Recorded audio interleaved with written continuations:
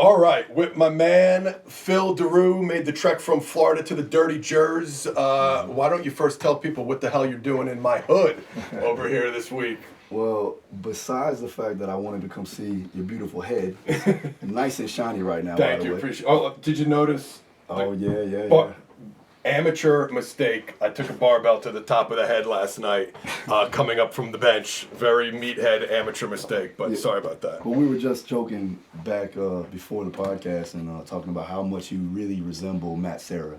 So we'll go off of that for now. And Matt, you know I love you, but I think Joe has you when it comes down to overall muscularity. Let's put it like thank that. you. There we go. Look at that. I'm already. How about height too? Yeah, height's there. I For got sure. the height. Definitely height's there. I thought you were actually a little bit shorter than what I thought, to be honest with you. Oh, really? Because I'm like Patrick Swayze in Roadhouse. I get a lot of, I thought you'd be bigger. Like, I thought you're bigger from your pictures, you know? You know what? Everybody says that about me too as well. So I think that I'm just posing very well in pictures. It's the Instagram pump, the lighting. Like, people got to know there's a method to this madness. Yep. Well, I'm actually up here, I should say, working with the Frankie Edgar. The man. And working with Iron Army, you know, his company, and they brought me out here to actually work with him for his next camp.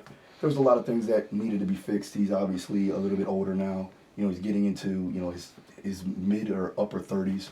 So we got to change some things up, you know, and It's like dog years for a fighter. Yeah. 36 is the equivalent of 90. Yeah, for sure. And I mean, there's a lot of years on him, Yeah. a lot of championship fights, you know. So we wanted to make sure that we were giving him the best opportunity to be successful in the long run. And always, you know, with me, it's obviously I need to assess it first, and then we go from there. But you know, what I've seen from the past and what I know from Frankie is that we need to make sure. Obviously, he has a great gas tank, right? He's able to go for 5 rounds easy, right? He's very active in the fight, but he may lack a little bit of that explosive power, one-punch knockout power. Yep. And a lot of that could be genetic, and that is what it is. But we can always inquire or actually produce a little bit more force output. So we got to get him stronger. We got to make sure that we have that base, and then we can go ahead and potentiate into power as it goes further. Now, I only had 7 weeks, so I had to get things prepared, you know, as fast as I possibly can. So I came out again. I was here a couple weeks before. You were actually in Florida when I got here. Oh, yeah, that's right.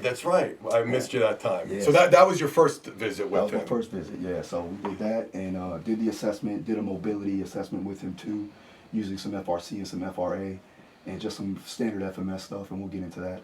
But, you know, I did that and then kind of correlated with the strength coach that he has now, Brian Blue, and then from there I put together the program, and now he's been following it, and he looks pretty good. He looks solid. He says he feels good. He feels more. I mean, obviously, it's been only a few weeks, you know, but the adaptations, because it's such a new stimulus for him, he's catching on very quickly. So when you say it's new, what can you don't have to go through the whole deal, but I think people will be very interested in knowing, with a guy like Frankie Edgar, what is that first, obviously seasoned fighter, definitely known for his work ethic. I'm sure he's, working hard isn't the problem. It's doing the right thing. So what do you do that very first day? What are some of the key assessments you're doing to evaluate him before you make the program? Sure. So what I do with all my fighters at America Top Team and in general is that, you want to make sure that you're getting to know that individual to the T. So I'm going over a physiological assessment. I'm also doing a mental assessment. I want to see exactly what drives them right now. Yep. And from a coach by coach standpoint, when you're on the floor with them, I want to know how much I can motivate them through specific means of how I can actually talk to them, right? And that's from verbal cueing. We're talking internal, external, and I want to make sure that I understand why they're doing what they're doing. That way I can be a better coach to them from a art of coaching standpoint. That's big, right? And very overlooked. Yeah. I think that's one thing that a lot of coaches that get too wrapped up in the science. Now, don't get me wrong, I am about the science. I am. But at the end of the day, you got to learn and understand the individual from a psychological standpoint, right? Because that, if you don't connect with them from that level, they're not going to be apt to training or doing what you tell them to do, and they're not going to do it to the best of their abilities. 100%. So, I mean, for that, you got to make sure that you're connecting with that individual, and you do it very well. And I've been following you, Joe, forever. I actually came up watching you. So, and seeing all the athletes that you have, I put that into what I do with my fighters. So I get that first, right? Then we'll do a physiological assessment. We'll actually do a full DEXA scan. I'll take them over to the lab with Corey Peacock, which I'll get you hooked up with him, man. He's Yeah, just definitely my want guy. to meet him. We were talking beforehand, heard nothing but good things. Yeah. A lot of mutual friends, so looking Yeah. forward to meeting him someday. So we go there, we get a DEXA scan, we'll get to see where his body fat lies, where his lean body mass is, his bone density. So I want to see exactly, or he or she, depending on who it is, and I'll get that down so I know exactly how much structural integrity they have. Because they are going through a lot of contact, right? Every day, and it's just like football, and so from there, after that, we'll do a full power assessment. So they'll even do a vertical jump test, either on a vert max or something along the lines of that. And then after that, we'll do a lactic threshold test with an aerodyne bike.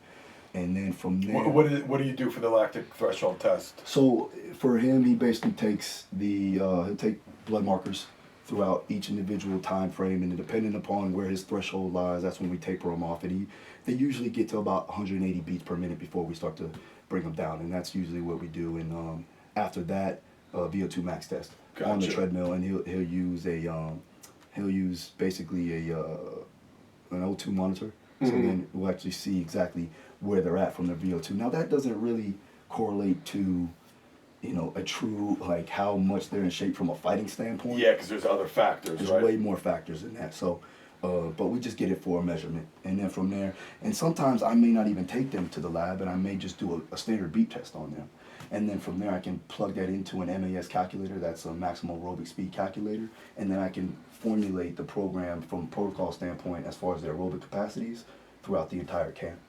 Very nice. So, with all that, then when it's time to design the actual program, like in this case, you said you only have 7 weeks, which I feel like is always the case. It's never a perfect case scenario. When I was working with guys in the NFL and NFL Combine, it was a lot of. I used to get guys sometimes for 3 weeks, and they'd be gone for like the second week. It's just always. It's never a perfect world, but for the most part, and this is even the one of the most common questions I got when I said that you were coming on the podcast was, how do you design the program and account for all the other stuff they have going on? Because MMA is unlike any other sport. There's so many other disciplines, and their fight training is so demanding. It's tough to kind of squeeze in the strength and conditioning side without overtraining them and doing more harm than good. Yeah, so you have to understand the individual and what they do on a daily basis. So having a system in place and then understanding the circumstances that they need to go through to progress them further, but also understanding their schedule, right? So I have constant communication with my coaches, with the skills coaches, so that we know exactly what they're doing from a bioenergetic demand standpoint, and that way I can kind of taper them off if need be. Plus, we have objective indicators like Omega Wave that we utilize, like an HRV monitor basically, that we utilize to help with monitoring fatigue. And then I can correlate the training around that. Now, there's other means to understanding fatigue. Obviously, you have like you can do the grip test. You can do different things, and I know you talked about that. Yeah, I actually have the hand dynamometer on my desk right now. That's how I even use myself. I do a quick squeeze, and it's very reliable for as simple as it is. For sure, yeah, and I would almost tell my fighters to do that as well, just because not a lot of them are. I have over we talked about it. I have over 100 fighters that I usually train, on a consistent basis. Insane. Yeah, Being and able to manage that. that's no joke, because we do have about 200 fighters in the gym right now at American Top Team. So. And you're the guy. Yeah, You're in charge of all the programming. We have one other guy, but he primarily works with just some of the Brazilians because he speaks primarily Portuguese. So we have him, but then most of the guys are coming to me, with the list of people that I have. Ioane Jacek, Dustin Poirier.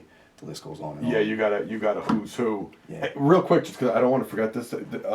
Speaking of things that fighters could do if you don't have an Omega Wave or another objective measure, I just got this. It's called Heart Rate Free app, and I take my heart rate first thing in the morning. Okay. It's just simple. You put your finger on the light, and it takes your heart rate, and it stores it for you. Because I know me, like I used to keep a little notepad by my my nightstand, but it's so much easier in the phone. I roll out of bed. I take my morning heart rate, and then it stores it for you. And then that's another thing I do. If it's like over 5 beats of what my norm is, I kind of take it a little lighter that day. So Frankie does that now. So we'll have him take his resting heart rate in the morning. Now, if it is over 5-6 beats, then we know that we're in some sort of state of overtraining or just obviously in a sympathetic nervous system state, right? Yeah. So we want to make sure that we are tapering off that day. So it's auto-regulated each day, depending on, what's happening. That was going to be a question I was going to get to, but since you mentioned it, well, you just answered it. I was going to say, how often do you auto-regulate? Yeah, it's almost a constant thing, right? Yeah. Because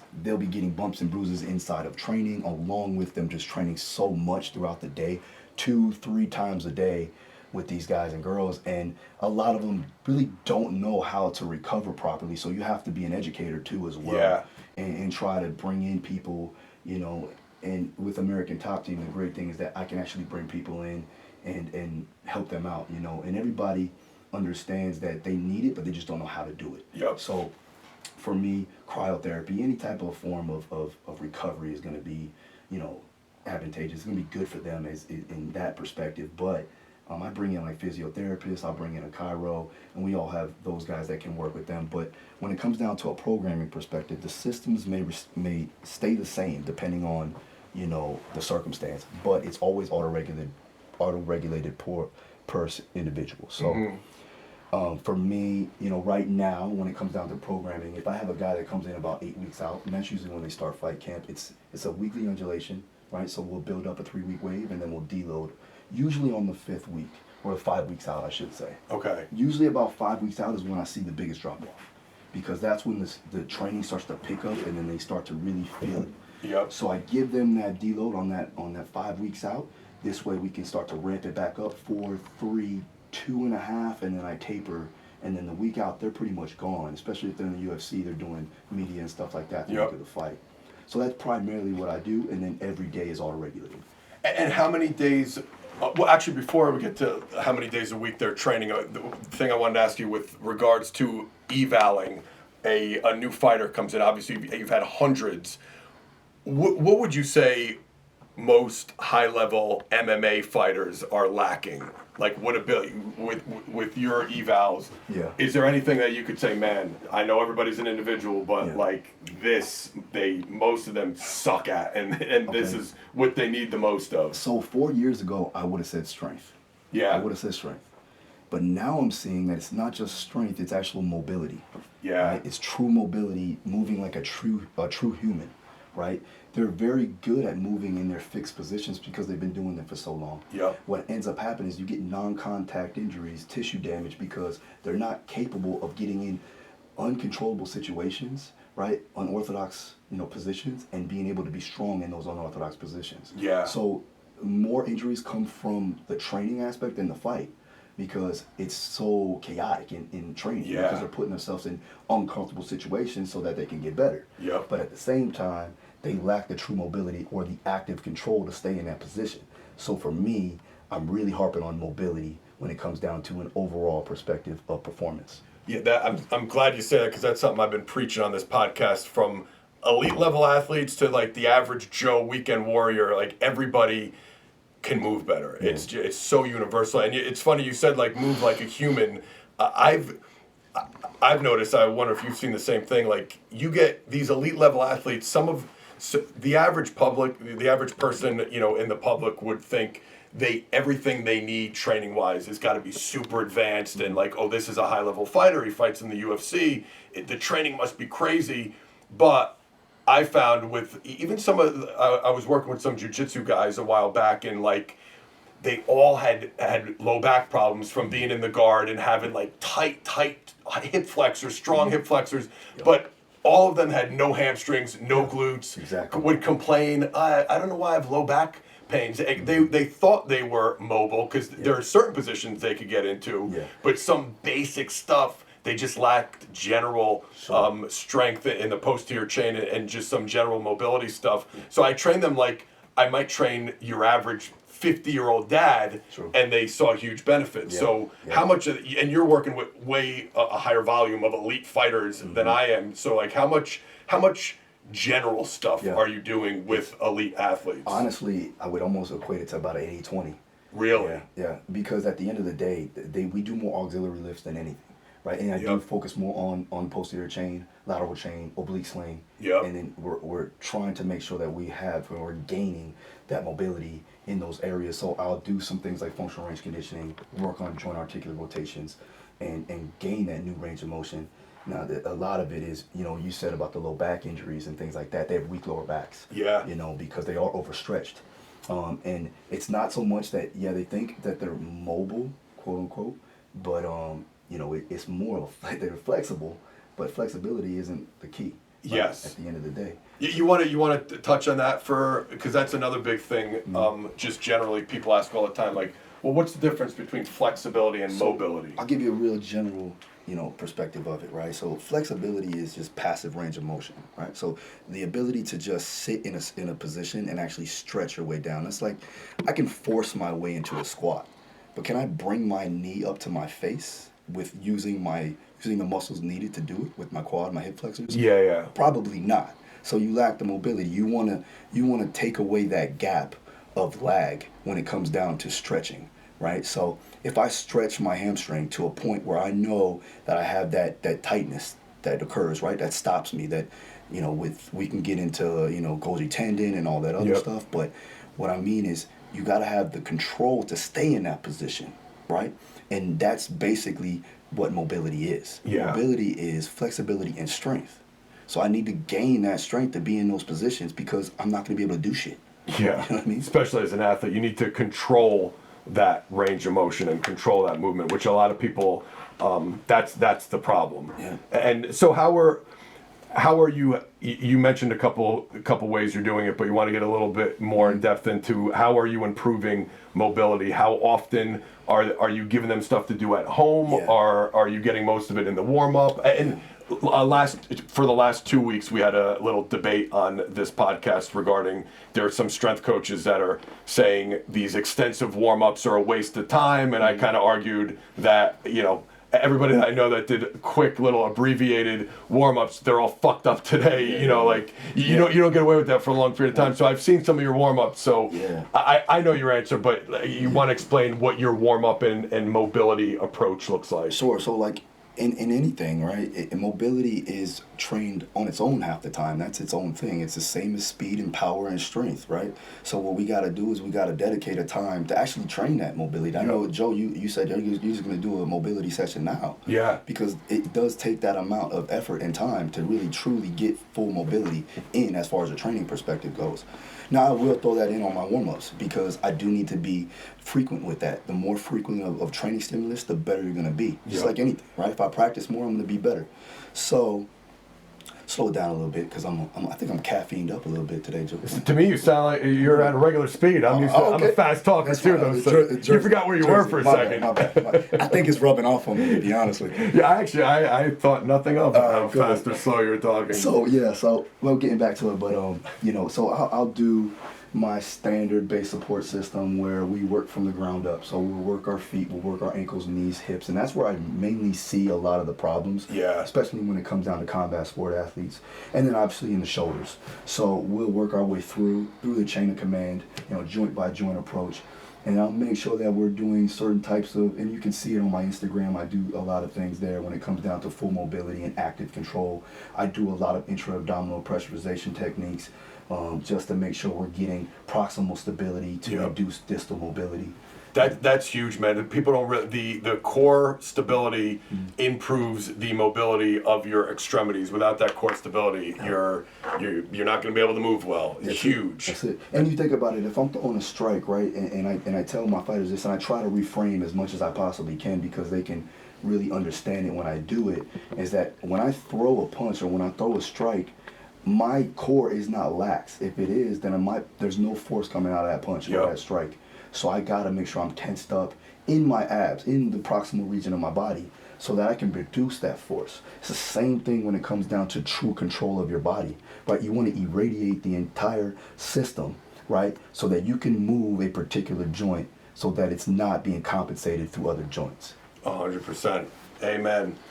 So what, on average, what does a training week in the weight room or from a strength and conditioning standpoint look like? Are you having them, what's the goal if all goes according to plan, which rarely ever does, but like a guy like Frankie, is he in the gym twice a week, 3 times, 4, how many days a week? And how do you split it up? Sure, he's in the gym training strength 2 times a week, and then he'll do a mobility session probably on the tail end of the week. So it'll be like a Saturday, like today, I'll be going in there and working on his mobility.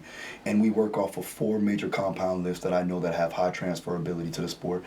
And it really are just, more relevance to the sport, right? And also what I've seen from training so many fighters and being a fighter once myself, I'm putting in positions or I should say movements and compound lifts that actually help with certain muscles that are going to be more correlated into the fight. So it'll be a Zercher squat, right? And I'm getting more notice for the Zercher than anything. I think I'm becoming the Zercher You're squat the Zercher guy. Squat guy. Yeah, so I have an article on fightcampconditioning.com on how that actually benefits a fighter in that is a great underutilized exercise, 100%. I mean, and honestly, I found that that's the easiest one for these guys to understand.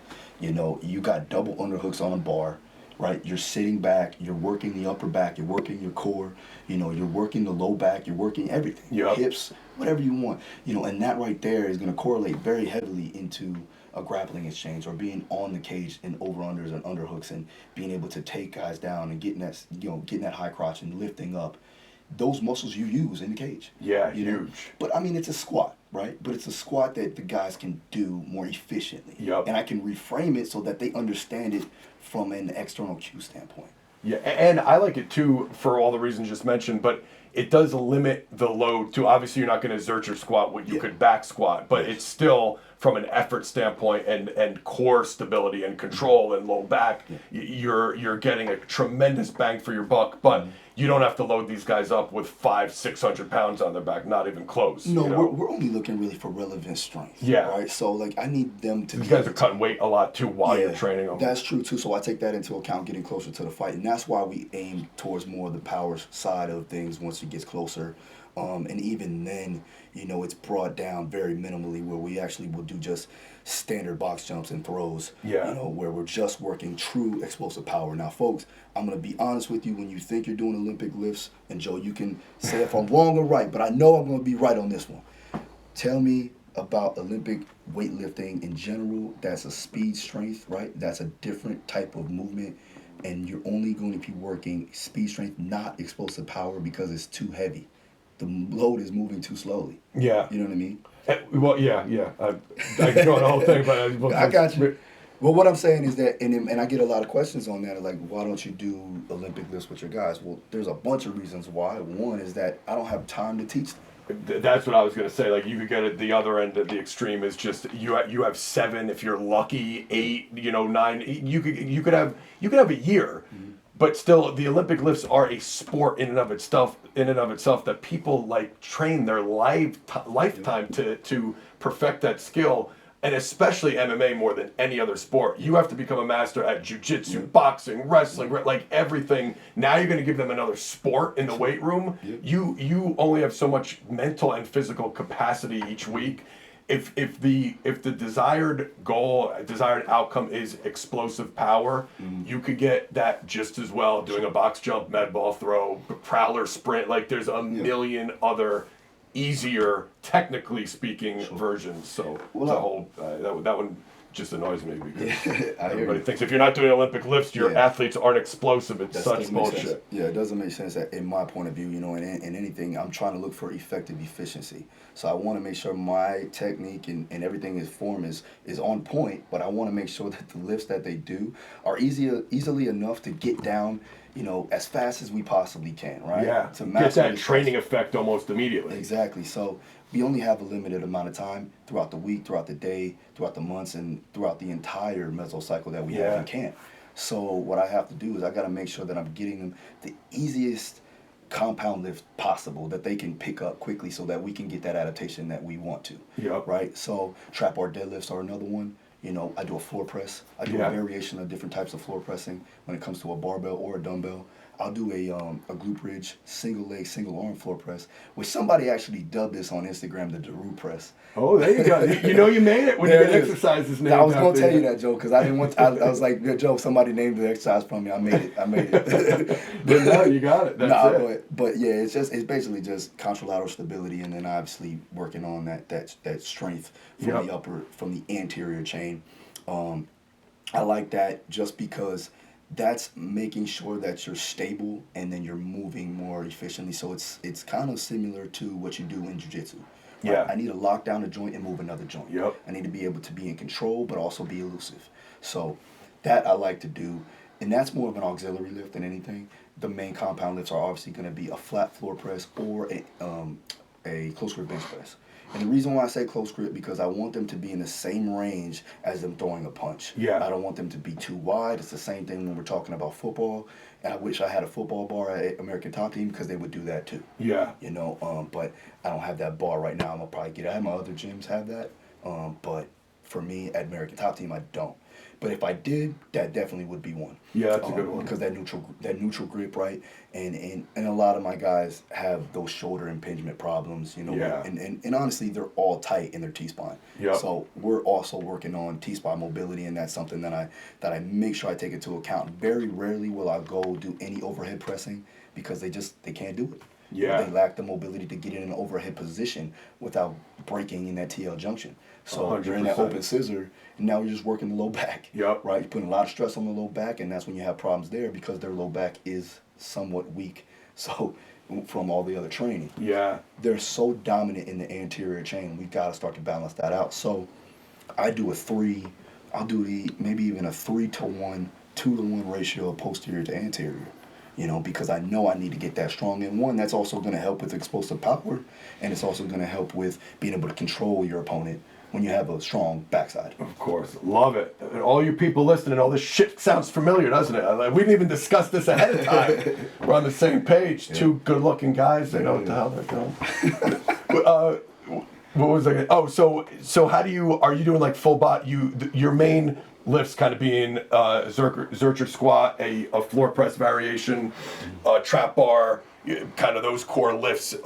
Are you doing a main upper and a main lower each session, or do you break it up, upper body, lower body? No, we are going to do full body because I have limited time. You only have right? two. You only in the weight room 2 days a week. Yeah, for the most part. And I don't know if I heard this from Joe Ken a while back. And he said we play the sport with our entire body.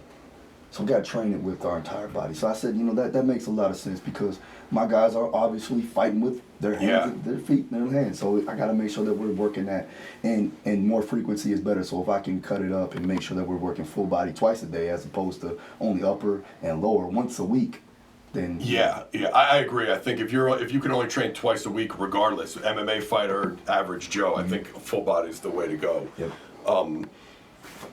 So the thing I wanted to talk to you about, we touched upon it a little bit before the podcast, was quote-unquote conditioning as part of your strength routines.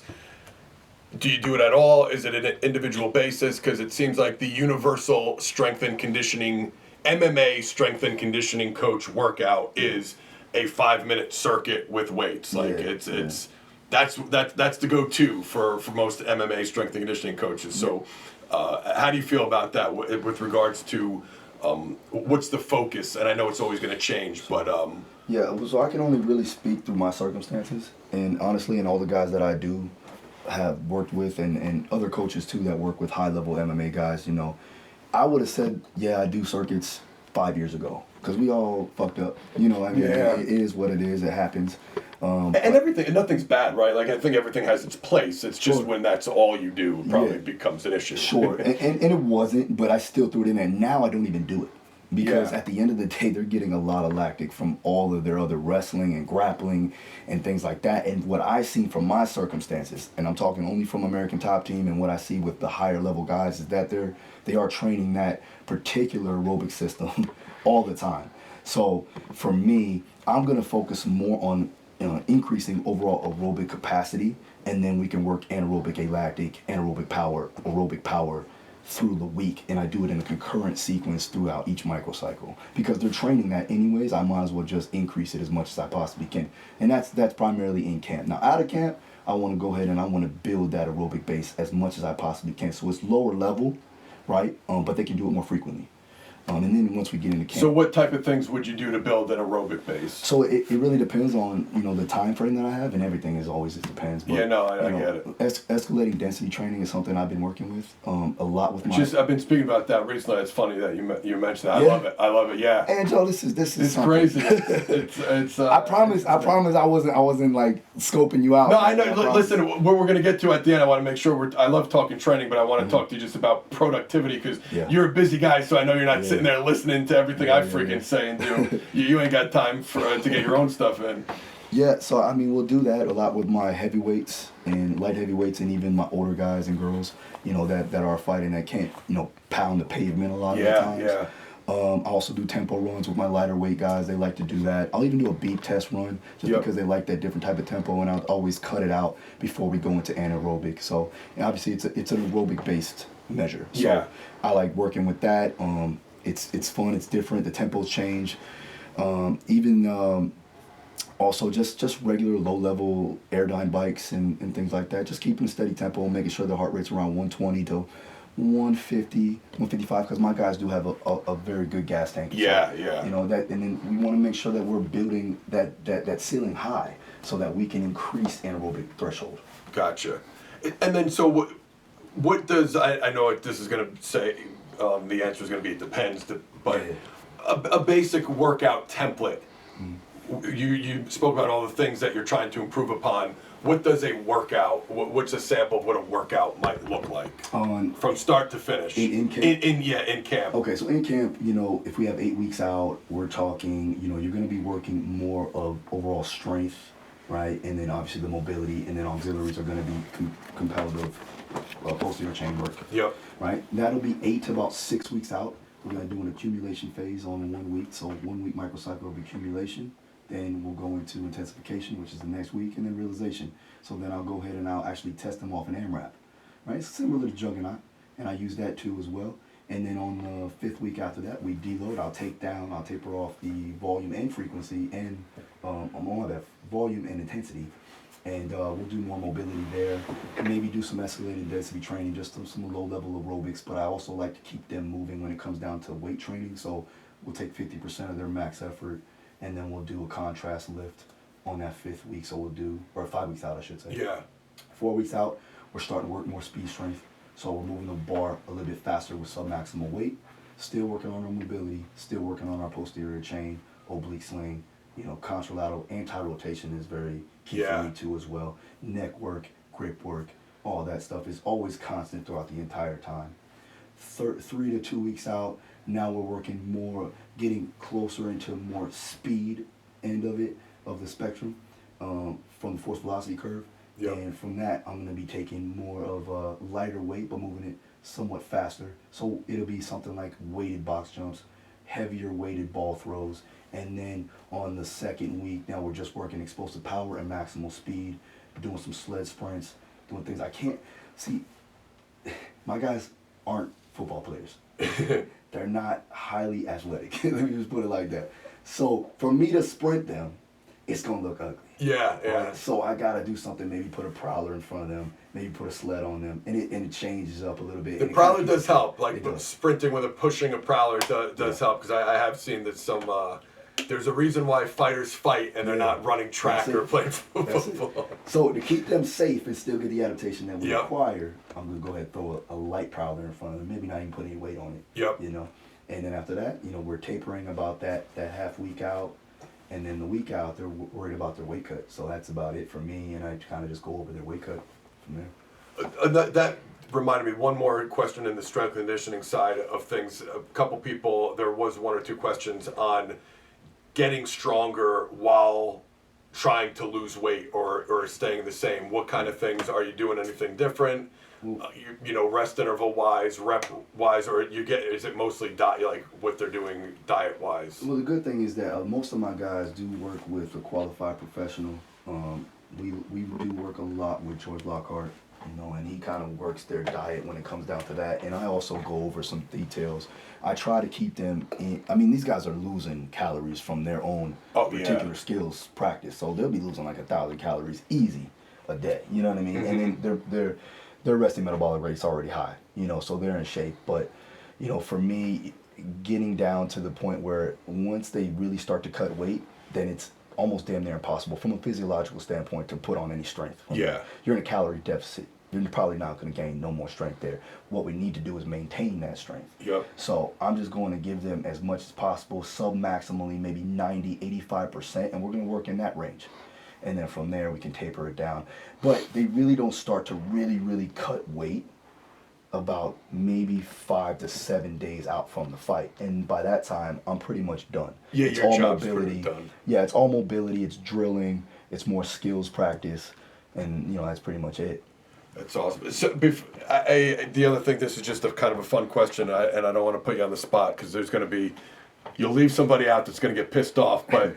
Some of the biggest savages, weight room wise, you're training a who's who, Yeah. and I'm sure they all are. But there's gotta you always have that handful that you're like, he or she is a beast. I'll give you a couple. So Ioana and Jacek is obviously bar none when it comes down to just like getting it in. She is a beast. Like when I turn it on, I'm say, okay, let's go. She turns from like the nicest girl to like straight savage, right? Yeah. And then and obviously she has that work ability. Like she wants to train hard, and that's why she's where she's at. Yep. And you'll get a common theme with a lot of these guys and girls where they really do not they don't mess around when it comes down to getting what they need done. King Molawal is also somebody that I would say that really understands the process, and he's willing to learn, but also he puts in the work. Yeah. And then from a strength perspective, a guy that's fighting tonight, Will Brooks, he's probably one of the best athletes that I have in the gym. The guy could have played in the NFL, in my opinion, if he was a little bit bigger. So I would say that. And as far as strength goes, I mean, we do have Greg Hardy at the gym. So, I mean, that guy, obviously, if you guys don't know who that is, I mean, he played in NFL, Pro Bowler, but now he's knocking guys out in the MMA, or, MMA cage. And then after that, I would say Junior Dos Santos is a fucking beast, man. Like, everything he does is like, you think he's like 10 years younger than what he is. I have to slow him down after every set. Like, he wants to, like, run and jump across the gym after a max effort lift. And this is true max effort. Yeah, because he's struggling. He's straining. And then he'd be like, and he jumps up. I'm like, man, chill out. You're gonna tear something. Like, I don't, like, I'm just, it's almost to the point where I gotta pull these guys back so much. But I would say from a pound for pound standpoint, Will Brooks is my most athletic. And then from just a straight savage standpoint, Ioana and JJ. Yeah, and you got, we'll give out your social media, but some great videos that you post of you working with Ioana. She seems like a freaking savage, and she fights. It's funny that the people you just named, no coincidence that they're all at a super high level and best of the best. That's not you find with great athletes. You'll get that exception to the rule, the one who slacks and just through God-given talent they still made it. But the best of the best, it's usually you do have some genetic, God-given talent, but then you have that next level work ethic and drive. I'm gonna be honest, Joe. Like, when you get to the level we're at and you're training with guys and girls that are on that level the same way, at American Top Team we have almost the best of the best in there. So everyone is high level. So iron sharpens iron. If you're not training, you're getting surpassed. Yeah. That's for sure. So everybody's in there try to get in, 2-3 times a day and really work their hardest, because they know, one, they don't want to get fucked up in training in the gym. They want to make sure that they're doing their job. And then obviously you got every fight that you're going to be doing in my realm is going to be an elite level fight. So even my lower level regional guys are 8-0, 7-0, 6-2. These guys are fucking good. They're killers. They just haven't had the chance to get to the UFC just right now. You know what I mean? But that's all. It's atmosphere is everything, right? Like you're that's just an environment where if you're not a savage, you're not going to feel comfortable. Like you're not going to last, or you wean out the weak that way. You ain't going to last in a place like that. I mean, you know what? And honestly, and I'm going to say this again, because Frankie has proven to me, obviously, I've already known coming into it, but he is a hard worker, man. Like, he's got that Jersey style, man. I love it. He's like blue collar, you know what I'm saying? So it's cool to see that really what we thought is actually true. Yeah. You know what I'm saying? Because a lot of people put that facade, whatever you want to call it, the social media persona out there. Then you meet him in person and you go, Yeah. it's a little different than I thought. Yeah. It's not the same person. True. So I mean, I would say for him too, man. Just the short time that I've been working with him, he's definitely he's up there too as well. He's who you thought he was. Yeah, just thinking about it, I'm like, man, last night I knew it. I had to pull him off a little bit, you know what I mean? Because he wants to constantly go. And, obviously we need to make sure that they're restoring, from a science perspective, we're trying to make sure that we calm down. That's another thing I do is I make sure that they stay active, even in between sets, because they always want to do something. I can never leave my guys staying idle. So that's one thing that I do that a lot of my interns come in and they're like, man, you do that really well, because I do it on the fly sometimes. If I see that they're getting antsy, I have them do a corrective. Yeah. I have them do a corrective or mobility or, some type of articular rotation of an opposite joint. Yep. Or maybe even just something that's going to help them in the lift, but not, tear them down so that they can't put max effort into the lift. That's a great. I'm glad you brought that up because that's another great point. With the commonality I found with high level elite athletes is, as their coach, it's more what we have to do to pull them back rather than give them more. Most of the higher level athletes, it's like, hey, calm down a second. Yeah. But then I know that energy that they have where they're very antsy, they always want to do something. You want to direct that energy and at least have them do something productive. And you made a great point why you're at the top of your game is give them something that's going to, help maybe burn off a little bit of that energy, but not take away from the main focus. So it's a stretch, it's a corrective exercise, it's the opposite, muscle group, something like lower level, lower intensity, but at least they're doing something because they need to move and get something with that energy. And that's kind of what they do, I mean, and honestly, that's why they're where they're at, Yeah. And even with the aerobic work, even if I'm doing like aerobic sprint work, I mean, and honestly, as long as they're just doing light shadow boxing, I'm okay with that. Yeah. You know what I mean? And in their mind, they're doing something, but I know that it's not physically taxing them and bringing up their heart rate, right? So, and in all actuality, if you look from a science perspective, if you do highly anaerobic work and then you go and jog or at least do some type of light aerobic work, it's actually going to bring down the heart rate and help you increase your overall intent to do more work. Yes. You know what I mean? Yeah, I think just sitting doing nothing is the worst thing that you can do, especially I mean, if you for think MMA. about it, we both play football. So like, when we ran like gassers, I know I have my fucking opinion on gassers too. Yeah. So, but when we ran them, after you were done sprinting is when you started to feel it. Yeah, Yeah. So like that's like if you keep moving, I feel like that's even more beneficial. Oh god, the 16-110s, the guys. Yeah, man. It's funny because I got to meet Ronda Rousey briefly at the WWE Performance Center, and that was the first thing I noticed with her. Like she does not stop moving. Even when Stephanie McMahon introduced me to her, we spoke for maybe 2 minutes, but she was shadow boxing while we were talking. Just like that energy. Yeah. But that's another example of some like high level athlete that they just need to do something with that energy. So for sure. All you younger coaches out there that are listening, if you're starting to work with higher level athletes, listen to the advice Phil just gave. You don't want to have them standing around doing nothing. And from a business standpoint, I used to work with a lot of high school kids and younger kids. Rest is an important training variable, but from a business standpoint, if Johnny's dad is watching, if he's sitting there watching over you the whole session, you might know that the kid needs a minute rest in between sprints, but you don't want him standing there doing nothing because now the parent's going to think, oh, I'm paying this guy. So to say, hey, stretch your hip flexor 30 seconds each side and then run another sprint, now you're keeping them occupied. It's just a good little business tip too. It's very true. Speaking of which, I want to make sure we get last topic. You're a guy that obviously gets shit done.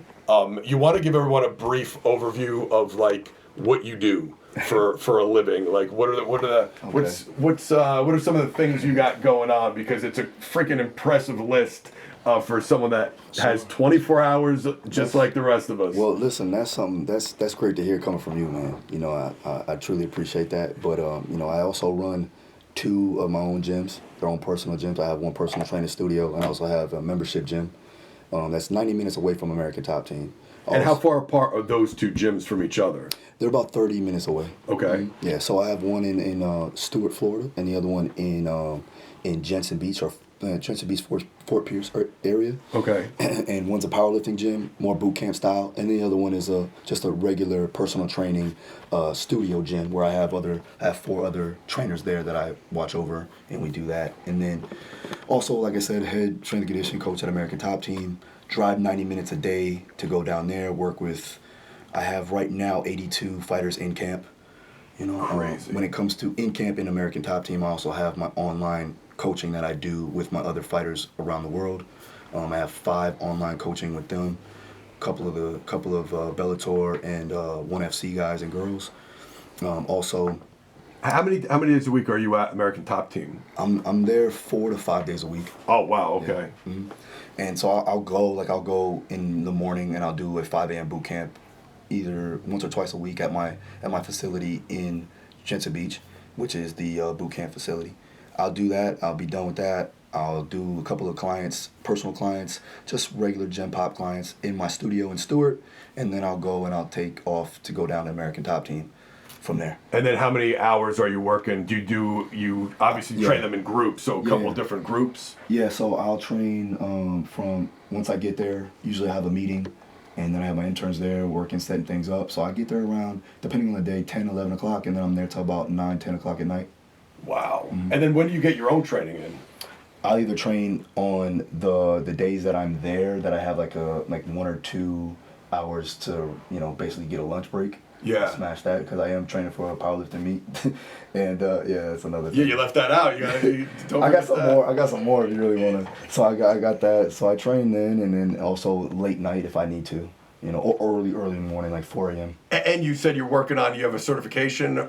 Yep. So me, Tony Ricci, Corey Peacock, and Chris Algieri have established a certification for fight sports, right? For fight sports coaches that want to learn and understand how to actually coach and train fighters. So it's Fight Science Institute. You can check out the Instagram there. It's Fight Science Institute. Very easy. We're also having our first inaugural seminar on November 4th, right after the MSG card in UFC 230. That'll be in Long Island at Dr. Mike Camp's facility. And you can check that out. Check the website, FightScienceInstitute.com. Also, I have my own podcast. Joe, you blessed me with your presence on my podcast. I was so happy. But yeah, it's Fight Strength podcast. Fight Strength podcast. Great podcast. Yep, it's on my rotation, on the steady rotation. I appreciate that. That's awesome. But so we have that, and then I also have my programs that I've been online with and selling, doing really well. I have Fight Ready. That's me and Chris Barnard out of Overtime Athletes. Oh yeah. We combined to do that, and then also have another full program, a 6-month program with FightCampConditioning.com, and that's it's called Fight Strong, which is basically a strength progression. And then I have the other 6 months coming out pretty soon, so it'll be a full year program that goes into basic GPP for guys and girls that want to train like fighters. That was more for the GPP, where the Fight Strong is more for fighters trying to get ready for a fight. Actual fighters. Yeah. And what else? Not the guy wearing the Affliction T-shirt. Yeah, for sure, man, for sure. And like I said, working with Frankie here, and working with Iron. Yeah, and you travel. You. Yeah, seminars. Seminars. Yeah, I have a seminar next week in Singapore. I just got back from Australia doing a 2-city seminar tour there. After that, I go to Paris in November, and then I'll be going to, I believe, the UK in April. So if you guys are in the UK, we got a huge UK listenership following right here. So yeah. Well, I finally made it out there, man. I know I get a lot of requests there. Just it's tough to really get it all together, especially when it comes down to scheduling.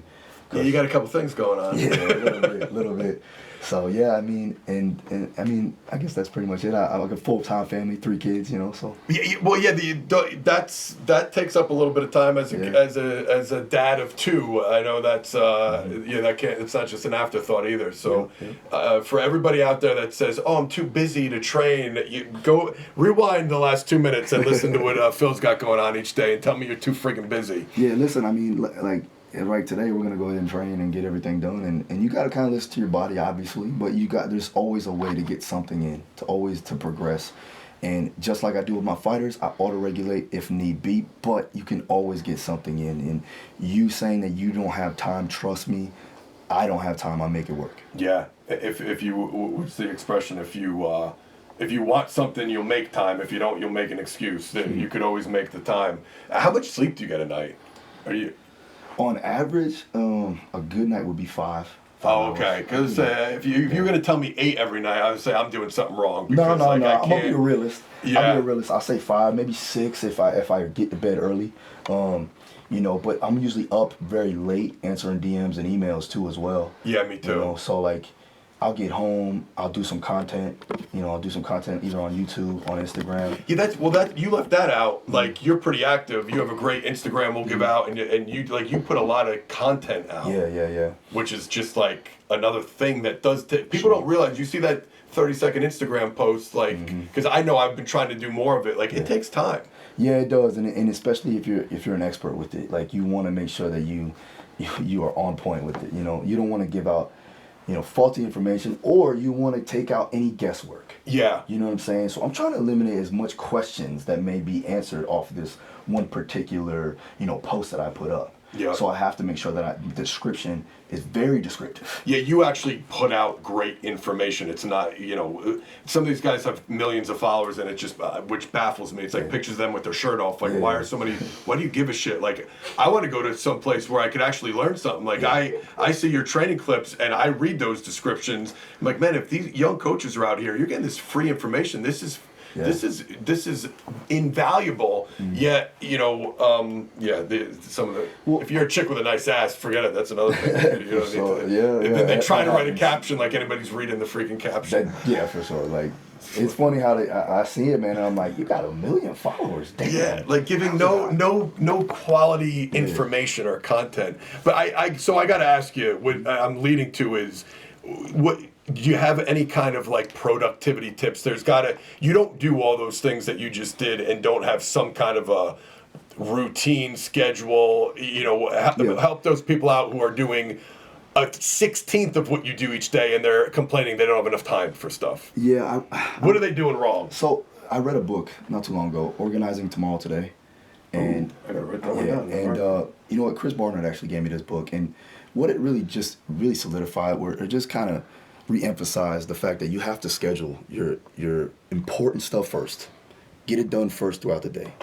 And then you can trickle in what you want. So get your needs done and then get your wants done. And do that before every day. And and you can set aside a time, and that's another time that you need to put in. I always put, in my OTT day, or time I should put it in. So it'll be like a 12 to 1 o'clock. When I know I'm having lunch, I can knock that out and organize the next day. You're scheduling a time to schedule your next day. Yep. That's brilliant. Yep. I love it. So, and as far as like when it comes down to work-life balance and things like that, I'm not the best at it. And, but what I can say is that when I do get with my family, I'm all in. I'm not on my phone. I'm not posting. I may do some stuff with them. Yeah. I may make them a part of it, where my wife is actually coming with me to Singapore. Oh, that's nice. Do the seminar, So I make them a part of it. I make sure that if I'm with my son, I'm playing with my son. I'm not just there just watching him play or watching him watch TV or whatever. Yeah. So I go all in on everything I do, and that's something that kind of keeps it balanced in that perspective. Yeah, I love that. Go all in on everything you do, because I know people that stay-at-home dads that'll be like, I'm with my kids all day, but they don't even look at them. Like, the kids playing with freaking glass and knives, and they're like on their phone, scrolling through Instagram. Yeah. I say, give me an hour with my kids, but be all in and give them your undivided attention and play with them and do fun things. I'd rather take that than, I was with my kids all day, and I didn't even pick my head up to look at them. Yeah. Well, I even schedule like times where I'm, I know that Sundays are a day if I'm not traveling, I'm taking my son to the park, or I'm taking my daughter to her soccer game. I'm being a part of the situation there. So yeah, that's huge, man. So you write all that down. It's like or put it in your phone. Yep, write down everything you do. Plan ahead. Anything else? I mean, honestly, it's really like you said it too. It's just like, with the thing is like if it's If it's not a fuck yeah, it's a no. Oh yeah, the Tim Ferriss quote. Tim Ferriss yeah. quote, right? It's a great quote. And that's the same thing I do. It's like, well, listen, I'm gonna weed out what I don't need to really do, because there's a lot of things that can pass me and be like, oh, maybe I should do that, but that takes away time from what I need to do. Yep. So I make sure I organize the most important things first and get that done, and then from there I schedule out each individual time that I have, because trust me, you do have a lot of time, and there is times in the day that is spent on dumbass shit, like literally is. And so like I'm sitting there, and anytime, any chance I do that has free time, it's self-education, it's self-improvement. Me too. So like when I'm traveling, you don't know this, Joe, but I am listening to your podcast. Oh, okay. As I'm traveling, right? So I'm listening to podcasts, I'm listening to audio books, right? Yep. I'm doing these things so that I can use my time very wisely, you know, and improve every second and every minute of the day. Bam, man, that's a great way to close it. I could talk to you for another couple hours, but I know you got to go train the man, the answer, Frankie Edgar, so I don't want you to be late. So let everybody know where they can follow you on social media, online, and whatever you got going on, so they could continue seeing what the hell you're doing. Yeah, sure. So you can probably get me mostly on my Instagram. Shout me out, give me some DMs. You know, I'll be sure to answer them. Trust me, I answer them all. Daru Strong, Daru Strong. And it's also the same on Twitter. And then you can check out my Facebook. It's just Phil Daru. It's a coaching page. And then my YouTube channel. Just search Phil Daru, and you can see all my YouTube, you know, videos that I got up there too as well. Awesome, brother. Thanks for coming out, man. Appreciate you coming, and love hearing that you're working with one of our Jersey boys. Next to Mickey Gall, by far my favorite fighter. He's the man, and knowing that you're with him now, he's in good hands. So can't wait to watch him fight. I appreciate it, brother. Thanks, bro. Awesome, bro. That was good, man. Yeah.